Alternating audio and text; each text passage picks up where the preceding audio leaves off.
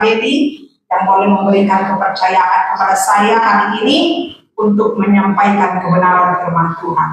Oke, sebelumnya saya mau berkenalan dulu. Kalau baru pertama kali, nanti kalau sudah dua kali, tidak perlu lagi. Pertama kali ya, saya Rosi ada Sinaga. Pastinya kalau ada embel-embelnya Sinaga itu pasti dari sana, dari seberang. Katanya kalau sudah berani menyeberang laut, harus berani menghadapi tantangan apapun. Jadi saya salah satunya menyeberang laut sampai ke kota Jakarta. Ya, saya punya satu suami dari sana juga, Utapea, seorang pendeta juga, tapi melayani di sebuah gereja, bukan gereja Betel. Jadi sebelum saya melayani di gereja Betel, kami sudah mengembalakan sebuah gereja namanya JKI. Jadi suami saya melayani di JKI. Saya dipercayakan Tuhan mempunyai banyak anak. Jadi kalau saya di kompleks saya itu bilang, oh ibu pendeta yang anaknya banyak itu, gitu. Jadi kami punya anak empat orang. Luar biasa pertolongan Tuhan. Jadi ketika kami menikah pada saat itu, kalau orang Batak itu kalau lama punya anak, sepertinya dikejar-kejar oleh orang tua. Kebetulan suami saya anak pertama, jadi 5 tahun tidak punya anak, belum punya anak. 5 tahun, jadi sudah berasa terus semua keluarga. Nih, pembawa nama tidak ada, gitu kan. Tapi Tuhan itu ajaib dan luar biasa. Suatu saat saya kami pernah mengikuti seminar di Surabaya, seminar hamba Tuhan. Lalu satu orang pendetanya bilang begini setelah sudah selesai seminar, malam-malam dia pendetanya bilang begini, ibu-ibu, sudah punya anak berapa? Kalau ditanya, kalau kita belum punya anak, rasa saya sakit nih di sini, sakitnya di sini, gitu kan?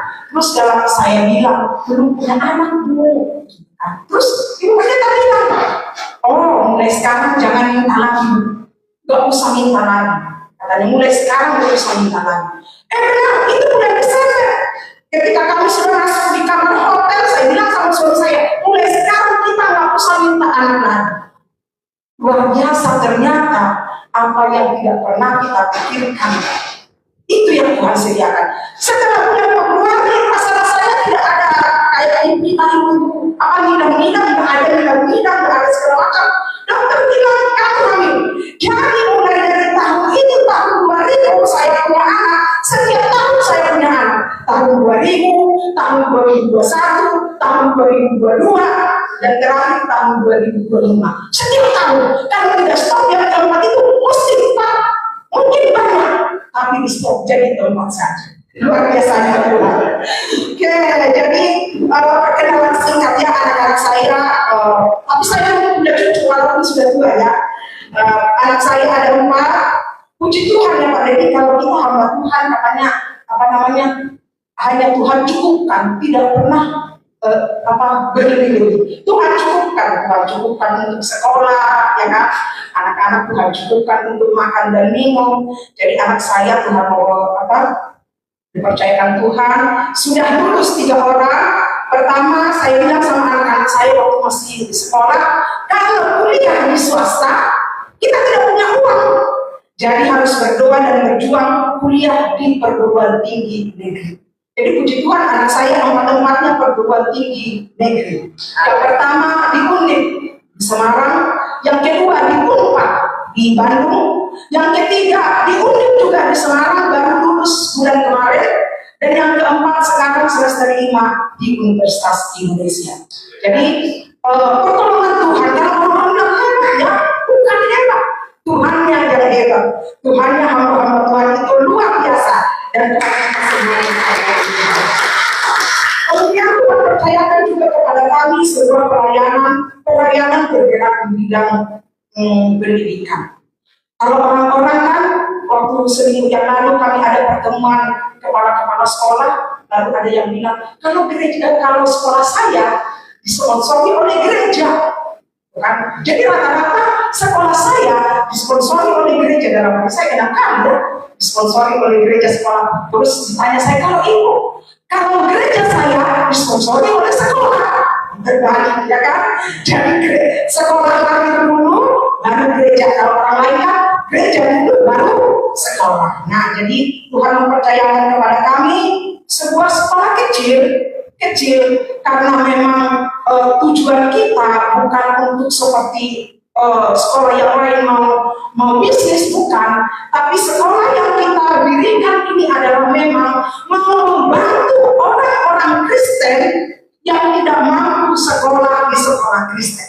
Karena sekolah Kristen mahal, sekolah Kristen mahal, luar biasa.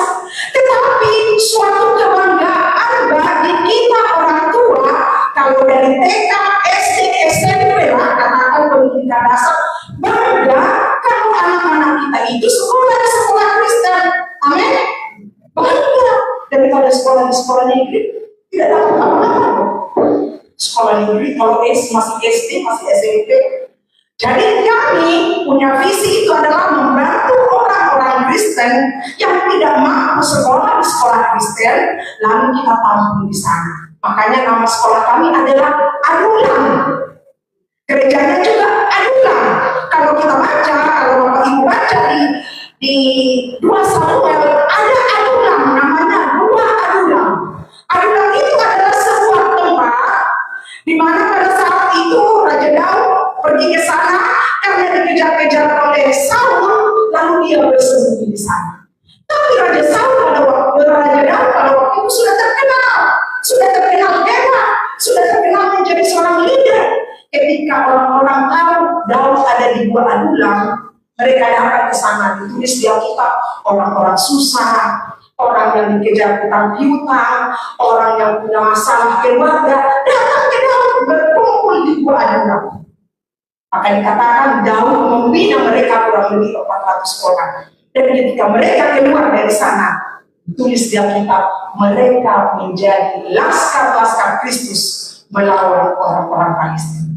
Jadi iman kami yang kami imani buat anak-anak kami yang kurang beruntung yang datang di sekolah kami ini, nanti 20 tahun ke depan, 30 tahun ke depan menjadi pemimpin-pemimpin gereja, pemimpin-pemimpin bangsa yang diberkati oleh Tuhan. Amin. Jadi itu sedikit perkenalan yang Tuhan percayakan kepada kami pelayanan dan sampai sekarang masih terus berjalan. Hari ini kita mau belajar satu tema firman Tuhan, yaitu hidup dalam tangan sang tukang periuk. Beberapa bulan belakangan ini kami sering merenungkan firman Tuhan di gereja kami ini tentang seringkali Tuhan memberikan perumpamaan di dalam Alkitab tentang kita orang-orang percaya.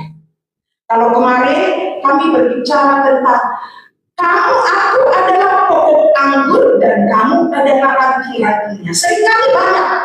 Lalu kita suka dilambangkan dengan apa? Dengan domba, dengan segala macam. Salah satunya adalah kita dilambangkan pada hari ini sebagai tanah liat di tangan tukang periuk. Kita baca bersama-sama ayat firman Tuhan ini yang tertulis dalam Yeremia pasal 18 ayat 1 sampai 6. Saya undang semuanya kita membacakan dengan bersuara, ya. Sudah ada di layar. Dengan bersuara kita buka, kita baca firman Tuhan ini.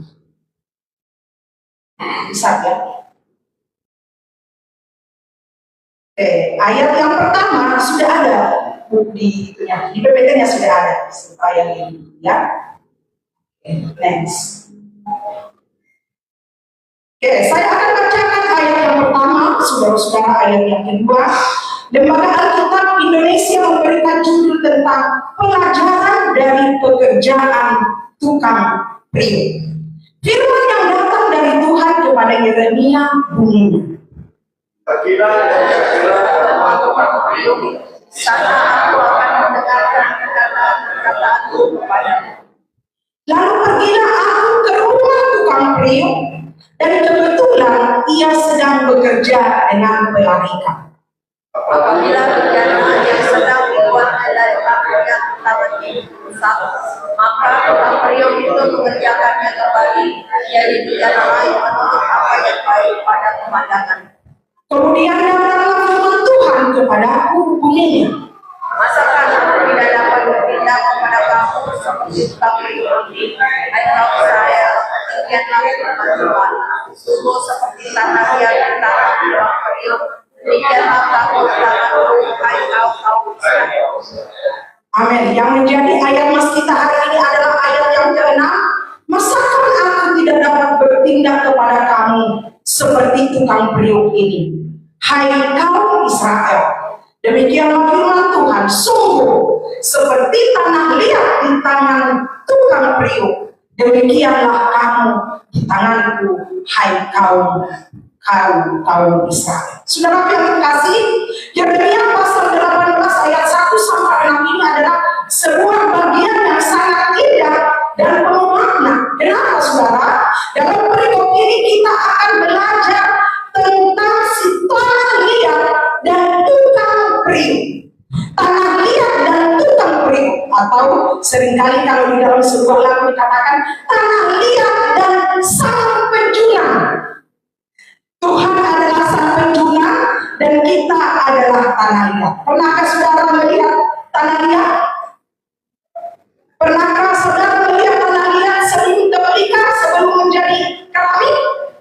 Kalau saya karena orang kampung Pak, jadi dulu waktu saya sekolah, keterampilannya adalah membuat dari tanah liat itu bisa membuat vas bunga, bisa membuat asbak, bisa segala macam, bisa, gitu kan? Tanah liat di kampung saya banyak tanah liat. Nah, dikatakan sebelum diberikan atau sebelum menjadi sebuah bejana, tanah liat itu adalah tanah yang tidak berarti sebenarnya. Next.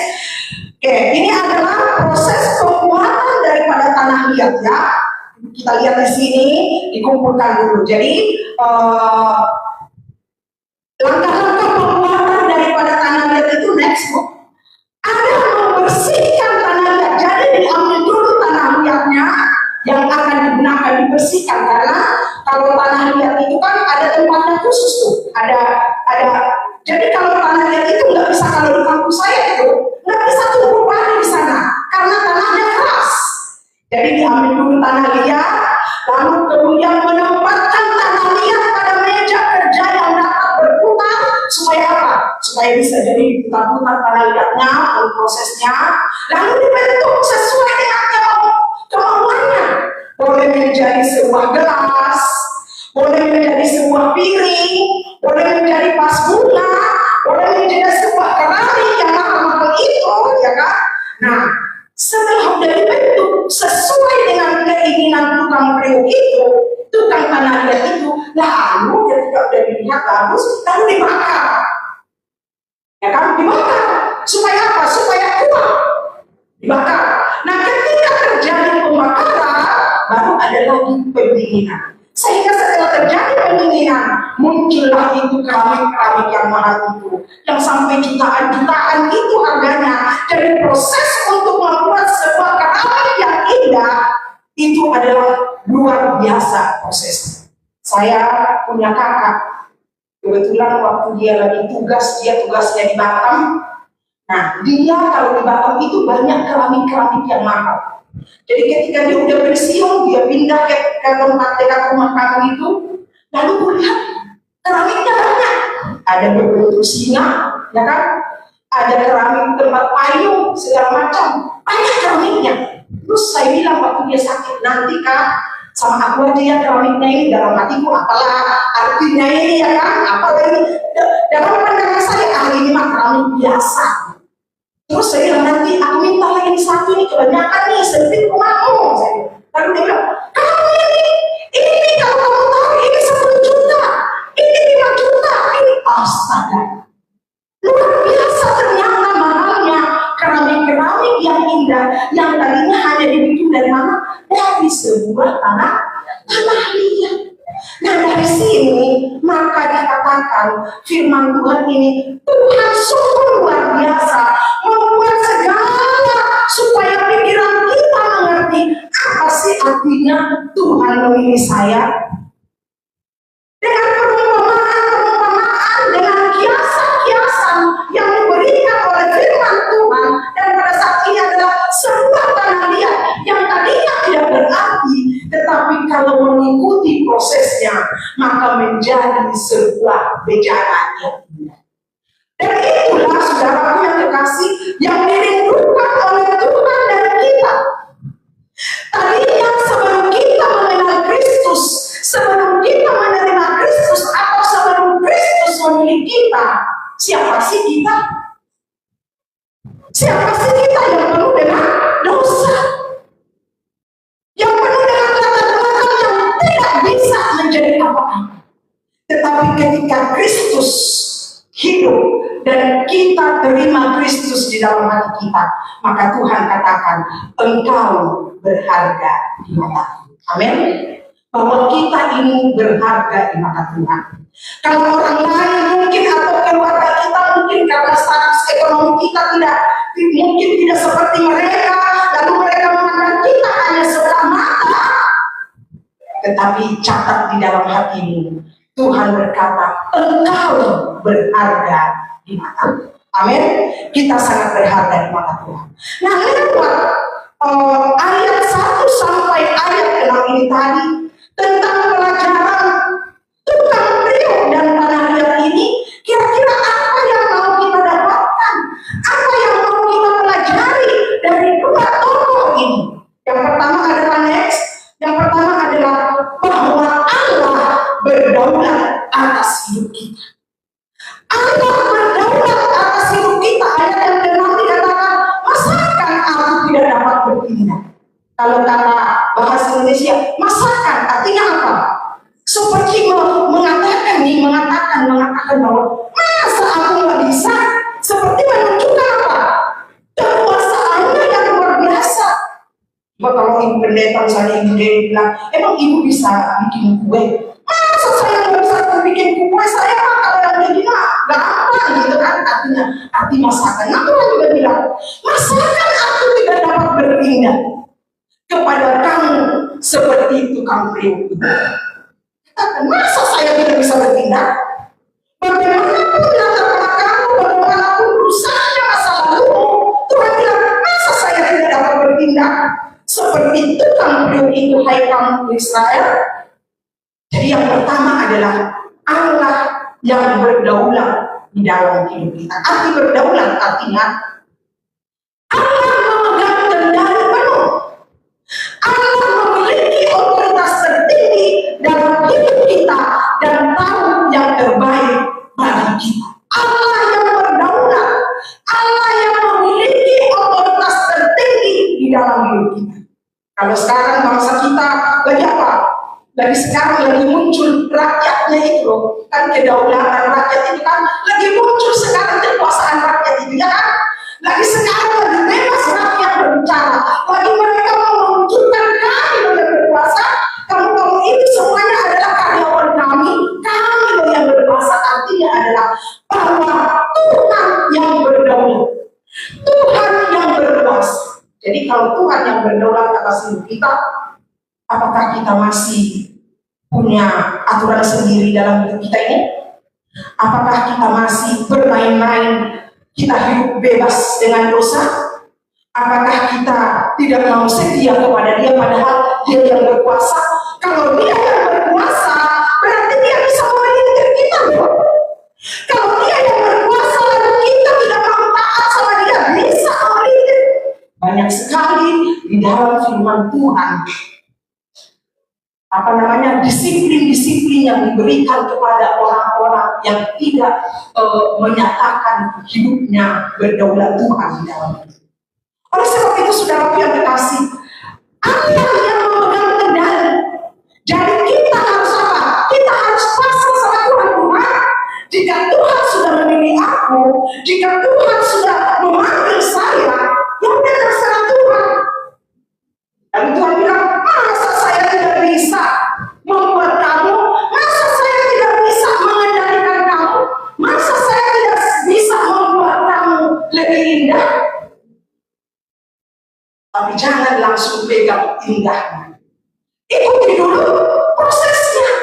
Jadi hari ini kita belajar bahwa kedaulatan Tuhan itu atau Allah berdaulat dalam setiap hidup kita.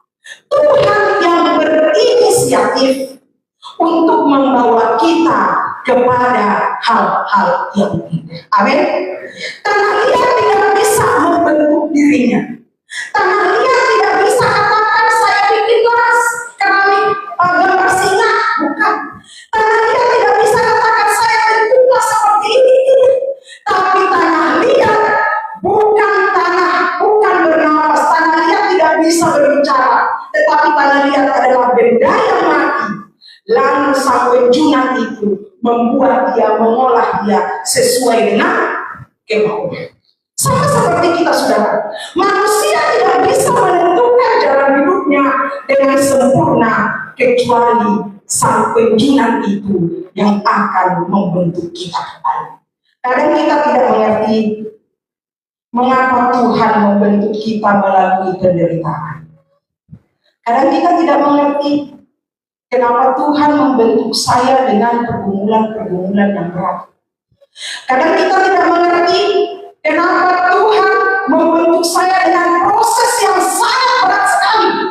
Namun karena Tuhan yang berkuasa, Tuhan yang berdaulat, maka percayakanlah hidupmu kepada Tuhan.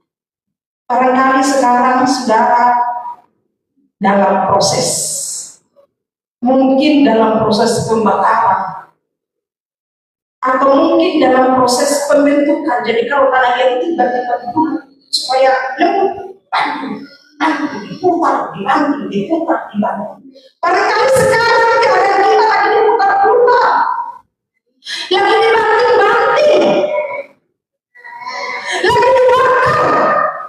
Tetapi percayalah jemaat Tuhan yang saya kasih, percayalah bahwa Tuhan akan membuat indah pada akhirnya jika kita tetap setia kepada Tuhan. Amin. Yang kedua adalah kita adalah tanah liat. Kalau tadi kita ini Allah berkuasa dalam hidup kita, sebab yang kedua kita adalah tanah liat. Ayat yang keempat, apabila bejana yang sedang dibuatnya dari tanah liat di tangannya itu rusak, maka tukang priuk itu mengerjakannya kembali menjadi bejana lain menurut apa yang baik pada pemandangan. Sudah yang dikasih, artinya kita tanah liat adalah kita tidak berkuasa atas diri kita. Kita adalah tanah liat, artinya kita adalah bahan mentah yang siap dibentuk. Kita adalah bejana yang rusak dan kita harus dibentuk sesuai dengan kehendaknya. Di dalam ayat ini dikatakan, apabila tanah liat yang di tangannya itu rusak, maka tukang priuk itu mengerjakannya kembali. Ternyata, jadi kalau sudah dibentuk itu semua tanah liat sudah berbentuk, lalu terjadi pembakaran, lalu kalau terjadi pembakaran itu lalu ada yang lecet atau ada yang rusak, ternyata tidak dibuang. Si tukang priuk ini nggak buang, kalau ada sedikit lecet kan nggak bisa dijual, kan? Dia tidak dibuang, tetapi diambil kembali, diolah kembali, lalu dibentuk kembali. Sama seperti kita, saudara. Walaupun kita ini kadang-kadang jatuh bangun, ya Bapak Ibu, jatuh bangun mengikut Tuhan ini. Kadang-kadang lagi ada pergumulan kita rasa-rasanya, saudara nanti dulu lah berdoanya, nanti dulu lah firman Tuhannya, nanti dulu lah gerejanya, lagi berat, ya kan lagi berat. Jatuh bangun kadang-kadang kehidupan kita ini. Tetapi dikatakan Tuhan tidak pernah membiarkan kita rusak. Walaupun kita serusak-rusaknya, dia ambil kembali dan dibentuk kembali. Saudara yang kasih, pada tahun 1952 di pantai Miami itu ada sebuah toko. Di toko itu menjual pecah belah, yang pecah-pecah, yang bisa pecah. Lalu ditulis di sana, jika pecah akan silahkan bayar. Jadi ada tulisannya, jika pecah silahkan bayar.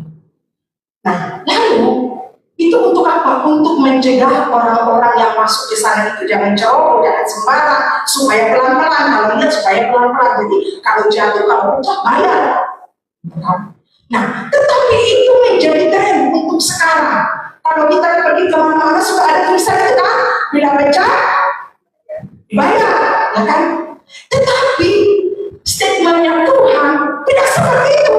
Jika pecah akan saya bayar dan saya ganti yang lebih indah. Terbalik.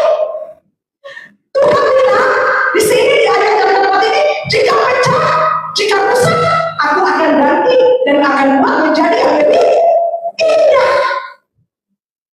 Itulah luar biasanya Tuhan.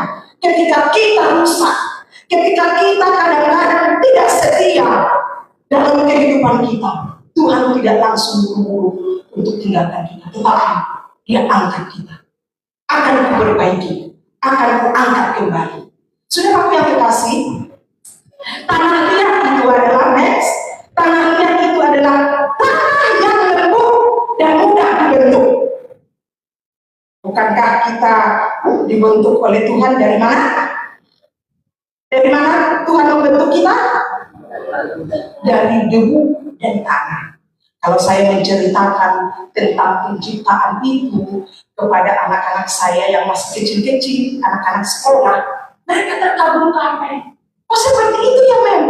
Begitu ya, terkagum-kagum. Kenapa? Ketika Tuhan membentuk kita dari debu dan tanah, saya pikir Tuhan sama seperti situ tanah liat ini. Dibentuk, ya kan? Dibentuk kepalanya, dibentuk semua anggota-anggota badannya, dibentuk sedemikian rupa. Pastinya Tuhan tidak membentuk yang dibentuknya itu ada itu jelek. Pastinya Dia bentuk sedemikian rupa indah, dibentuk sedemikian. Lalu dikatakan diberikan nafas hidup sehingga jadilah manusia.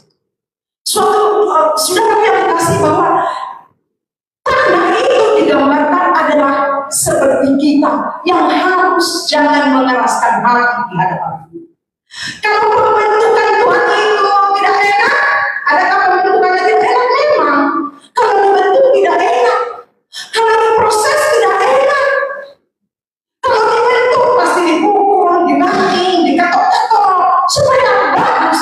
Memang pembentukan tidak ada yang enak. Makanya kalau di sekolah kedinasan, kebetulan saya mengajar di sekolah pelayaran di Politeknik Pelayaran Banten yang menyiapkan para nahkoda kapal. Jadi di sana adalah semi militer. Kalau mau dihukum pun, walaupun saya dipegang, saya ikut-ikutan juga keras-keras. Saya bilang, kalau depan dia, jangan jatuh dari belakang sampai ke sini. Tidak ada kata tidak. Selalu bilang, siap, siap. Jungkir balik dari sana, selalu katakan siap. Jadi tidak pernah ada kata tidak. Selalu siap, mau disuruh tenggelamkan, siap. Selalu ada kata siap. Karena apa? Di situ adalah pembentukan. Di situ pembentukan mereka menjadi orang-orang nanti yang akan di tempat pekerjaan mereka menjadi orang-orang bangsa. Maka kita juga sama. Tanah liat itu adalah tanah yang mudah dibentuk. Jadi bisa, jadi bagi Tuhan kita ini gampang dibentuk. Hanya kadang-kadang walaupun bagi Tuhan kita gampang dibentuk, kadang-kadang kita juga mengeraskan hati. Kadang-kadang kita tidak mau, tetapi dikatakan Tuhan mau membentuk. Tanah liat itu tidak punya bentuk, tapi bisa dibentuk. Tidak punya apa-apa, kita ini tidak punya apa-apa, tetapi menjadi sesuatu yang bermakna. Karena apa? Karena ada Kristus di dalam hidup kita. Kita tidak punya, tadinya kita tidak punya apa-apa, tetapi sekarang kita menjadi berharga karena Kristus ada di dalam hidup kita. Benda yang tidak bernyawa, tidak berdaya, tanah liat itu tidak dapat menolak atau mengubah rencana pembuatan. Makanya kenapa digambarkan tanah liat menjadi manusia? Kenapa digambarkan tanah liat itu seperti manusia? Ya sama, karena manusia itu adalah ciptaan. Manusia itu memiliki kelemahan dan ketergantungan, dan manusia itu adalah lambang kehidupan yang bisa dibentuk. Jadi kita ini adalah lambang manusia, kita ini adalah manusia yang akan dibentuk oleh Tuhan seturut dengan kemampuannya. Yang ketiga adalah Tuhan membentuk ulang hidup kita. Kalau ada di dalam 2 Korintus pasal 15 dikatakan begini. Karena kasih karunia kamu diselamatkan oleh Iman. Yang lama sudah berlalu, sesungguhnya yang baru telah datang. Kehidupan kita yang lama nggak usah diingat-ingat. Kehidupan yang lama nggak usah dipikir-pikir lagi. Tapi datang kepada Tuhan, karena Tuhan akan membentuk kita menjadi yang baru. Kadang-kadang kenapa kita lama untuk berjalan, lama untuk maju ke depan? Karena kita seringkali melihat ke belakang. Seringkali untuk melihat apa? Melihat latar belakang kita. Padahal ketika kita menerima Kristus, ketika Tuhan sudah menerima kita, dikatakan, aku akan mengarahkan pandanganku ke depan. Nggak usah melihat-lihat lagi. Ada banyak kali nih orang Batak begitu, Pak. Jadi ada orang Batak di komplek kami itu tadinya dia berbisnis gunung. Dia pemborong yang berhasil itu loh, sampai bertingkat-tingkat dia borong. Tapi kan itu kan memang siklusnya kan begitu, kadang di atas, kadang di bawah. Jadi ketika dia sudah jatuh miskin, tapi kesombongannya terus ngawur. Udah miskin itu, dia kalau bertemu dengan orang, wow, dulu saya yang bangun itu, dulu saya bangun sana, bangun sini, dulu. Akhirnya karena dia suka melihat yang dulu, dia tidak pernah merendahkan hati orang lain. Bilang, sekarang kau sudah kismin, sekarang dia bilang lagi yang dulu. Kenapa? Suka melihat. Coba aja kalau kita bawa mobil, kalau selalu kita yang kaca spion, bisa nggak lari 100? Nggak bisa tabrakan kalau selalu yang kaca spion, ya kan? Tapi kalau kita mengendarai mobil atau pandangan ke depan, sehingga bisa kencang. Sama kita memuliakan Tuhan ini. Nggak usah melihat masa lalu kita. Masa lalu kita sudah Tuhan yang pegang. Amin. Masa lalu kita sudah ditutup. Tuhan sudah bilang sekarang matamu akan ditutup ke depan. Berlarilah sedemikian. Berlari sedemikian. Saya kalau mengajar anak-anak, kebetulan saya mengajar kelas 1 udah tua, Bu. Saya mengajar kelas 1 SD. Tapi mereka selalu semangat. Karena walaupun saya sudah tua, tapi saya semangat. Saya bilang tidak ada orang yang bodoh. Semua bersemangat. Setiap hari kata-kata semangat. Jadi saya orangnya semangat. Suara saya besar. Dan jadi saya semangat. Kenapa? Kita kalau melihat pergumulan memang capek ya. Kemarin di 2 bagi kami berbicara tentang kekecewaan. Jadi satu ada pengajar ini membawa firman Tuhan tentang kekecewaan, pengharapan itu tidak mengecewakan. Nah, kebetulan kalau kami sharing satu-satu, lalu saya bilang, setelah udah bagian saya bilang, apakah sudah pernah kecewa? Jadi malam kemarin itu, pagi itu, semua kami pengajar ada 15 orang, semua pada nangis di dalam momen pagi itu. Nangis kenapa? Apakah kalian pernah kecewa? Kalau pernah kecewa, coba ceritakan. Dan langkah apa yang kalian buat sehingga kekecewaan kalian itu? Semua pada nangis. Sering kecewa. Lalu ada satu miss itu. Saya sampai sekarang masih kecewa. Padahal kejadiannya sudah 4 tahun yang lalu. Tapi sampai sekarang kecewa. Saya bilang stop kecewanya. Karena kalau kita kecewa, terus kecewa simpan di hati, berkat Tuhan akan terharu. Jadi kita ini adalah pandang ke depan. Kalau kita pernah rusak, kalau kita sudah berkomitmen, aku Tuhan ini aku Tuhan, panggillah aku, pakailah aku, maka Tuhan akan berdaulat dalam hidup kita. Saudara yang dikasihi di dalam Tuhan, hidup kita ada dalam prosesnya Tuhan sekarang. Jadi tanah liat itu adalah tanah yang bisa dibentuk, tanah yang bisa diulang kembali sehingga menjadi indah. Saudara yang dikasihi, kita melihat next ayat yang keempat, yang menjadi keempat. Yang keempat adalah respon yang benar, taat dan berserah. Saya senang dengan kata taat. Taat itu adalah salah satu kata yang luar biasa di dalam Alkitab. Karena taat ini adalah kunci segala-galanya kita dapatkan. Di balik pun kata taat tetap bacanya taat. Makanya sangat penting. Di balik dari depan, dari kanan ke kiri, dari kiri ke kanan tetap namanya taat. Jadi sangat penting. Kristus juga taat kepada Bapaknya. Ketika dia akan disalibkan, dia taat dalam mengikuti proses. Maka dikatakan kunci kita sebagai anak-anak Tuhan, sebagai orang-orang Kristen, mari kita taat kepada Tuhan. Ayat ke-6 ini diulang kembali. Masakan aku tidak dapat bertindak kepada kamu sedemikian, tukang periuk ini. Hai kamu Israel, demikianlah firman Tuhan. Sungguh seperti tanah liat di tangan tukang periuk, demikianlah aku akan membentuk engkau. Saudara yang dikasihi, Yeremia ini menegaskan bahwa hidup kita sepenuhnya ada di tangan Tuhan. Sama seperti tanah liat melawan tanah liat di tangan tukang periuk. Hidup kita ini akan terus berlalu. Hidup kita ini akan terus berjalan. Tuhan yang akan terus menolong kita. Taat itu berarti menerima pembentukan Tuhan. Menerima prosesnya Tuhan. Kalau tidak, nyaman. Banyak sekali sekarang ketidaknyamanan. Di gereja banyak sekali ketidaknyamanan. Gereja ternyata tempat yang paling tidak nyaman bagi orang-orang yang tidak taat. Seringkali orang-orang di gereja berspekulasi, pintar bicaranya. Kalau lagi sharing firman Tuhan, luar biasa pintar, kata-katanya manis.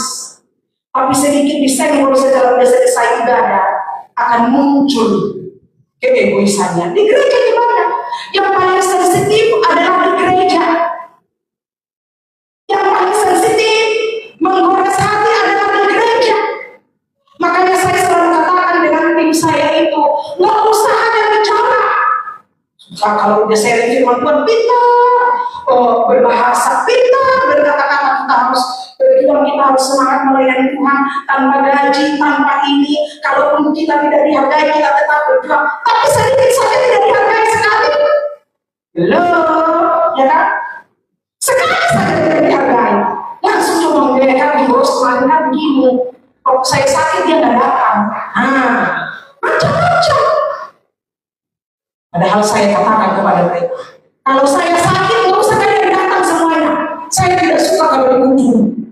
Tapi orang pengen dikunjungi, kita malu, saya malu bukan datang dikunjungi. Kenapa? Saya tidak mau dilihat orang itu maksudnya sakit lah. Saya pengen dilihat orang sehat-sehat, kan? Pengen dilihat orang semangat. Kenapa? Supaya memanjatkan bahwa Kristus itu hidup kalaupun sakit. Tuhan bilang, aku akan memberikan kita. Jadi kalau di gereja itu, makanya saya bilang saudara-saudara yang kira-kira di sini ya, luar biasa di sini, tetap bersemangat dalam Tuhan. Saya selalu katakan, jika orang lain tidak menggigit jeripayahmu, atau jika Bapak Pendeta, Bapak Gembala tidak menilai engkau sedikit pun, ada nama Tuhan yang selalu memperhitungkan setiap jeripayah. Saya baru jadi menggembalakan, baru sudah ya Pak, jadi baru saya bilang dia kemarin ya, tapi dari saya kenapa juga Tuhan ya saya baru jadi gembala. Dasar saya terbaik. Kalau saya jadi kepala sekolah, sudah jadi sistem semuanya. Sekali saya katakan semua harus begitu. Jadi udah rapi semuanya. Kalau di sekolah tidak boleh terlambat 1 menit pun nggak boleh terlambat. Jadi udah rapi. Tapi beda di sini. Ditegur sekali. Kenapa Bapak terlambat? Kan jadi Bapak doang. Langsung dia sedikit mukanya udah beda. Ya kan? Jadi harus jaga-jaga perasaan. Jadi saya sekarang lagi banyak menjaga-jaga perasaan Pak. Padahal bukan seperti itu saya sebenarnya. Saya pengen, kamu salah, tapi sampai di sini saja diselesain gitu kan. Harusnya kan seperti itu. Tapi ini sekarang saya lagi banyak menjaga perasaan. Padahal Tuhan tidak suka seperti itu. Katakan ya, kalau ya. Katakan tidak, kalau tidak. Harusnya seperti itu. Tapi tidak diterima Pak, kayak gitu kayaknya. Kalau jadi gembala ya. Makanya saya lagi berjuang sekarang, lagi berdoa kepada Tuhan. Tuhan berikan hikmat dari Tuhan tercurah. Supaya bagaimana? Supaya semua para pengajar, para jemaat bertanggung jawab sama-sama, ya kan?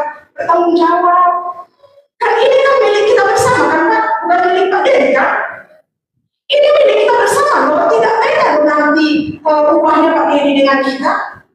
Sama mau jemaat yang setia, jemaat yang setia juga upahnya sama di mata Tuhan. Dan nanti di sana tidak ada tempat duduk VIP untuk bermarah, nggak ada itu. Kita sama semuanya. Jadi ini pelayanan yang seperti ini milik kita bersama. Jadi nggak usah cepat-cepat tersinggung, nggak usah cepat-cepat sakit hati, nggak usah cepat-cepat cari pembelaan. Mari bersama-sama. Manusia itu memang tidak ada yang sempurna. Tapi kesempurnaan itu kita harus kejar. Kejar. Saya selalu katakan kesempurnaan itu kita harus kejar. Kalaupun kita menyimpang ke kiri, kita harus cepat-cepat dari jalan. Jangan ketika kita lihat orang tidak sempurna lalu kita mundur, tamat lagi sampainya.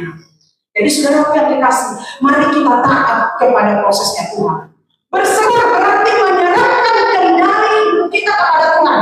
Biarlah Tuhan yang beracara di dalam hidup saya. Biarlah Tuhan yang terus yang terus memproses hidup saya. Proses apapun yang terjadi dalam hidup saya. Ingat, Tuhan punya rancangan yang indah. Bejana yang tidak sempurna digunakan Allah menjadi suatu karya Tuhan yang sempurna. Bejana yang tidak sempurna, hidup kita yang tidak sempurna ini akan Tuhan pakai menjadi apa? Menjadi sebuah karya yang indah kalau kita mengikuti prosesnya. Di akhir firman Tuhan ini, saya akan berikan satu pengertian tentang ilustrasi. Seseorang pergi berjalan-jalan melihat bejana-bejana. Lalu ketika dia berjalan-jalan, dia lihat, ada bejana yang terbuat dari emas. Si bejana emas ini bilang, Tuhan, panggil ambillah saya ini bejana emas. Nanti kalau Tuhan ambil saya, Tuhan hebat. Tapi si Tuhan ini tidak mau ambil, dia lewat. Kemudian dia berjalan lagi, dia melihat sebuah bejana yang ramping, tinggi, terbuat dari perak. Lalu si bejana perak bilang begini, Tuhan, ambillah saya bisa berfungsi setiap hari di meja Tuhan. Saya bisa menjadi tempat angkut Tuhan. Jadi kapan saja Tuhan mau minum, saya ada siap, silakan ambil saya. Tapi si Tuhan ini nggak mau, dia nggak ambil bejana perak itu. Selanjutnya dia pergi lihat-lihat lagi, lalu ada bejana kaca. Bejana kaca yang indah, mulutnya besar. Lalu bejana kaca bilang, ambillah saya Tuhan. Sebab nanti kalau Tuhan ambil saya, maka setiap orang nanti yang datang ke tempatnya Tuhan akan melihat dirinya sendiri. Saya adalah kaca yang indah. Tapi Tuhan pun nggak mau. Kemudian Tuhan berjalan-jalan di pojok yang tidak terlihat oleh orang. Ada satu bejana kayu yang sudah rusak, yang sudah jelek. Kemudian dia ambil bejana kayunya. Dia ambil, lalu bejana kayu, lalu dia bilang ke bejana kayu, engkau akan kubentuk menjadi sebuah bejana. Saudara tahu artinya? Kalau engkau mengatakan, aku bejana emas Tuhan, sombong. Aku bejana perak Tuhan, ini aku punya kemampuan ini, aku punya dana, aku punya ini Tuhan. Kalau tidak ada saya, gereja itu tidak jalan. Jangan. Aku bejana yang cantik, bejana kaca, yang boleh saya tahu orang-orang ini, jangan. Tapi datanglah kepada Tuhan, katakan, ini aku Tuhan. Bejana yang rusak Tuhan, pakailah aku, jadikanlah aku menjadi bejana yang indah. Jadi mari kita di hadapan Tuhan jangan sombong. Kita tidak punya apa-apa, kita tidak pun memiliki apa-apa. Datanglah kepada Tuhan, bahwa saya ini adalah bejana kayu yang rusak. Bentuklah saya Tuhan, dengan prosesmu yang luar biasa itu, kuatkan saya menghadapi semua proses. Supaya saya menjadi indah padamu. Kiranya Tuhan memberkati kita semuanya. Mari kita semua seperti tanah liat.